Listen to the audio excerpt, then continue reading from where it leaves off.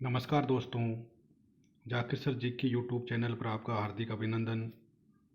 दोस्तों, आज की क्लास मानसिक योग्यता, तर्क शक्ति, बुद्धि परीक्षण से संबंधित है और ये ऐसी क्लास है जो हर एग्ज़ाम, हर परीक्षा में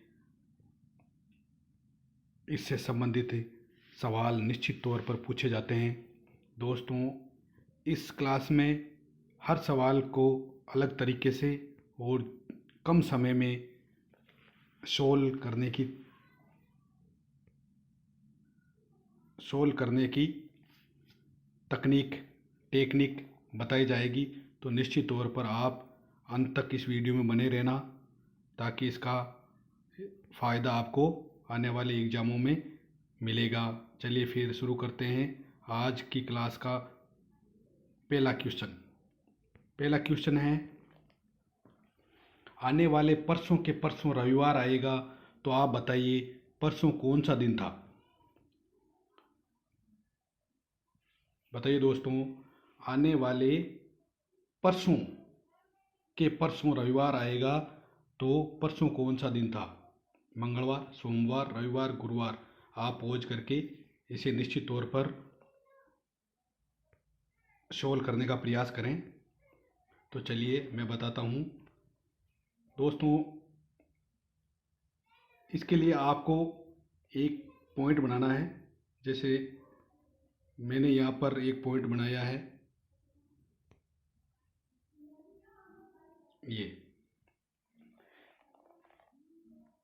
ये बता दिया मैंने आज, ये पॉइंट बनाया मैंने आज के लिए।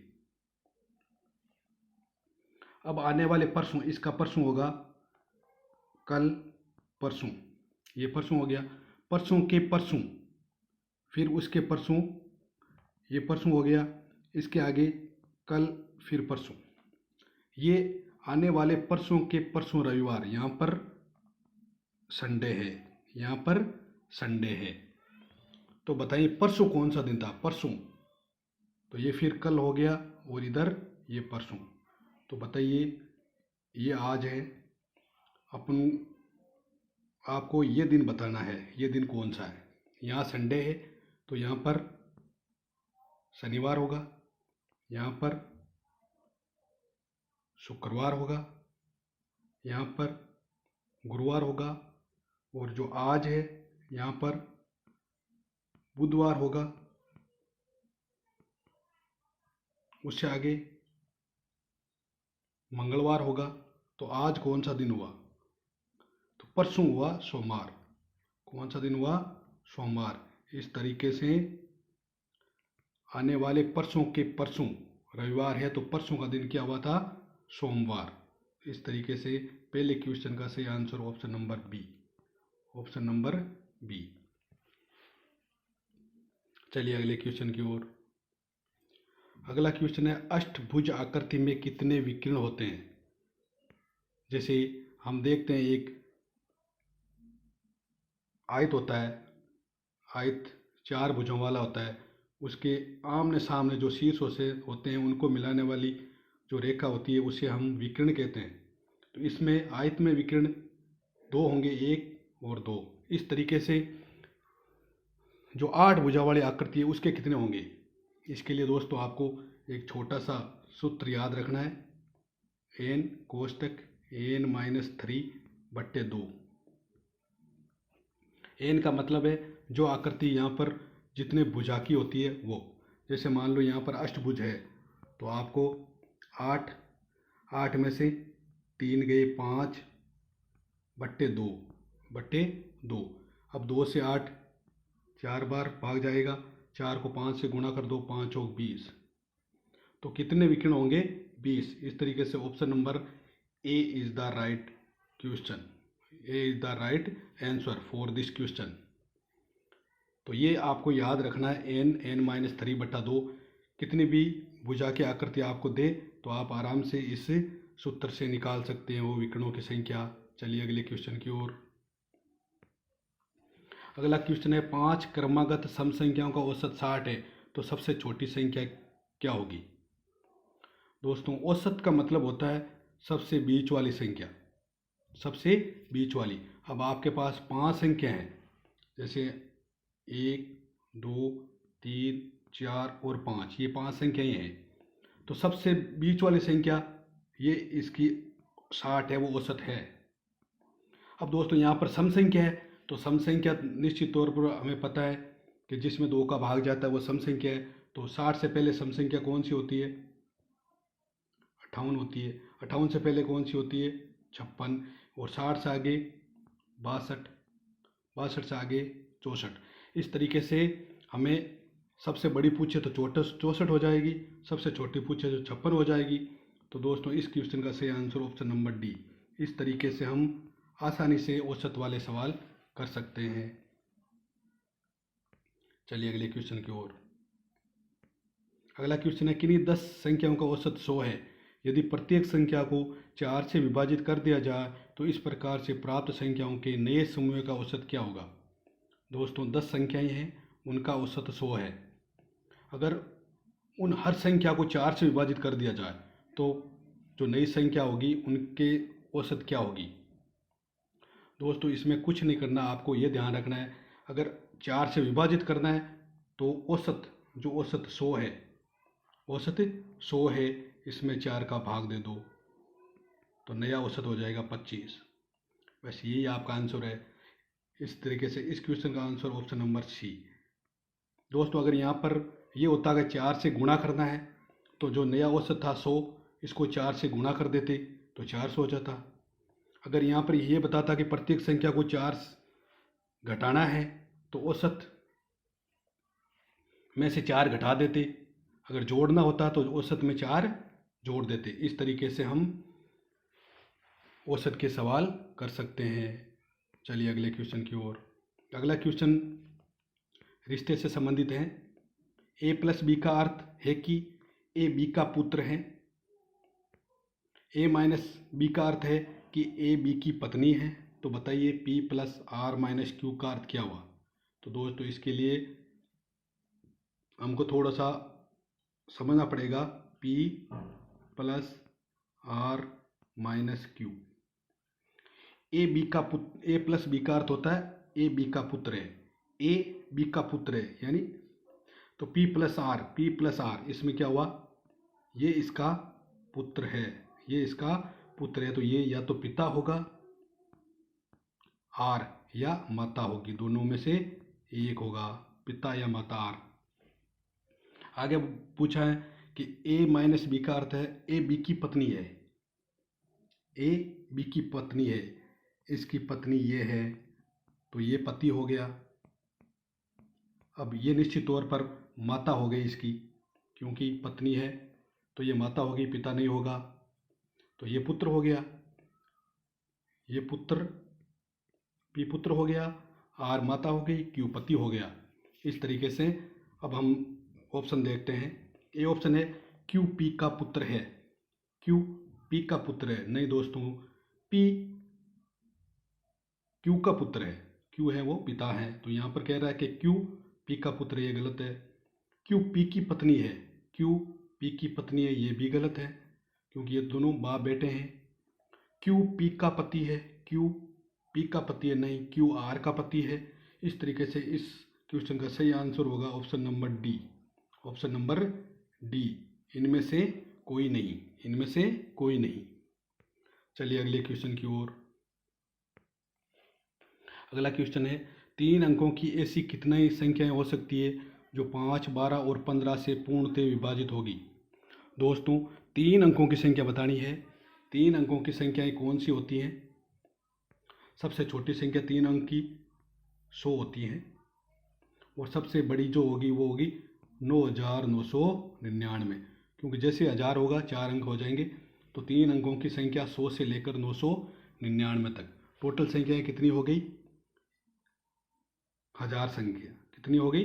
1000 संख्याएं टोटल हो गई। यहाँ पर हमें जितनी संख्याएं दी गई है वो सब काउंट करनी है। तो 100 से 999 तक टोटल संख्याएं कितनी हो गई? 1000। अब इनमें से देखना है ऐसी कितनी संख्याएं जो 5, 12 और पूर्णतः 15 से पूर्णतः विभाजित होती है। तो ये 1000 संख्याएं हैं। अब आपको 5, 12 और 15 का यहाँ पर एलसीएम लेना है।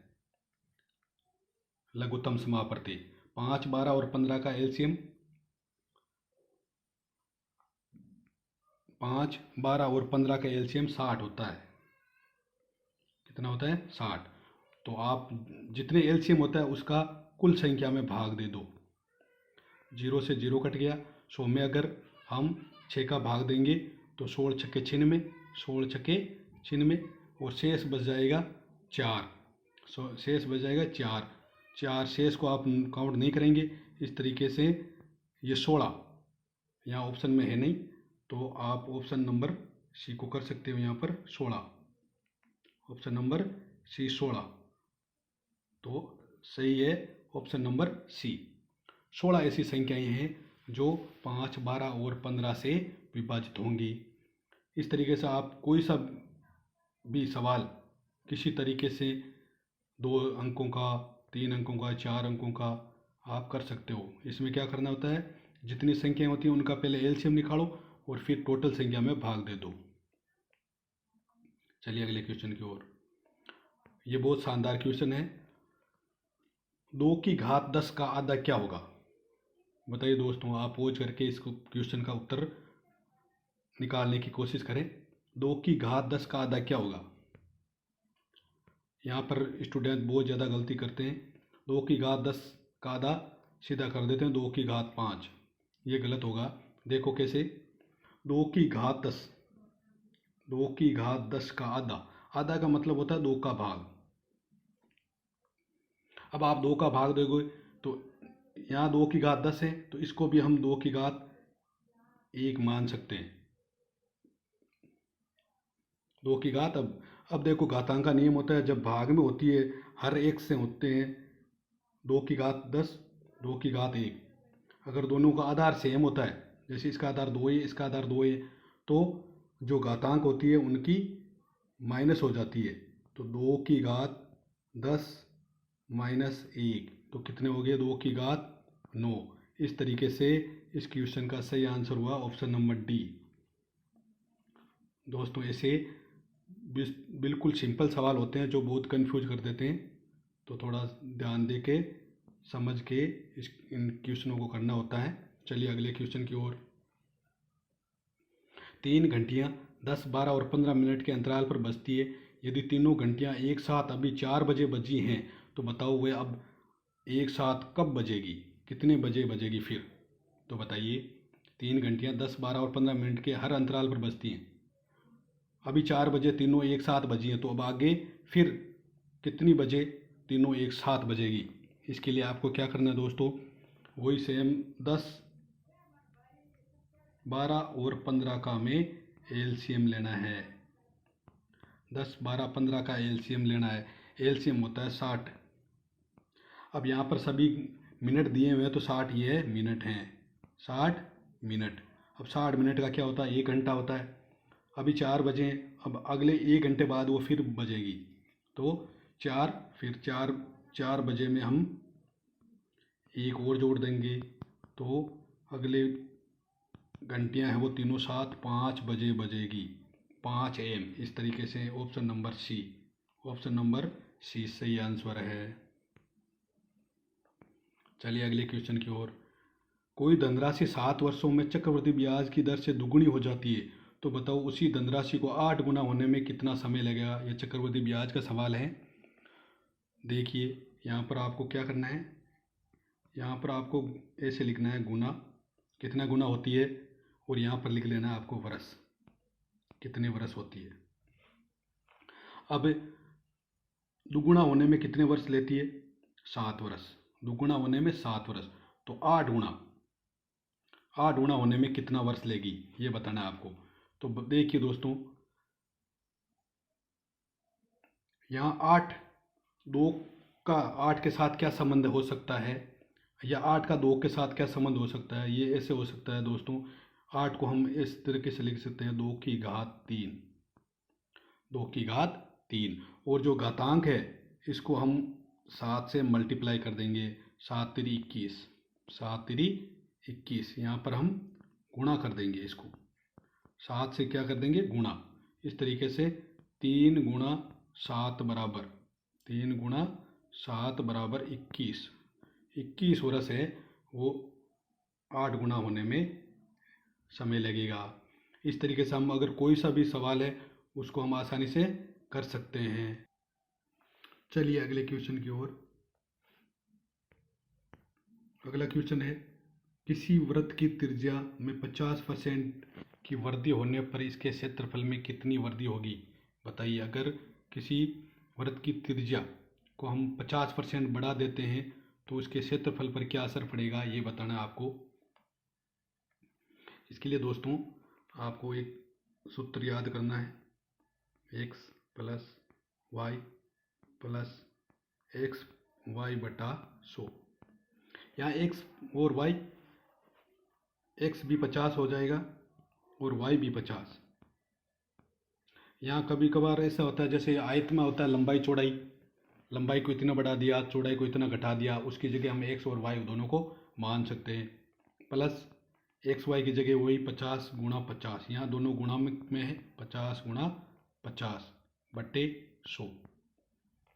2 जीरो है नीचे तो ऊपर से 2 जीरो कट गए, 50 और 50 तो हो गए 100, 50 50 100 हो गए, और 5 का 5 से गुणा 25, तो इस तरीके से 100, 100 और 25 का जोड़ है वो 125। कितना परसेंट हो गया? 125, 125%। इस तरीके से सही आंसर हो गया आपका option number C. Option number C सही आंसर है।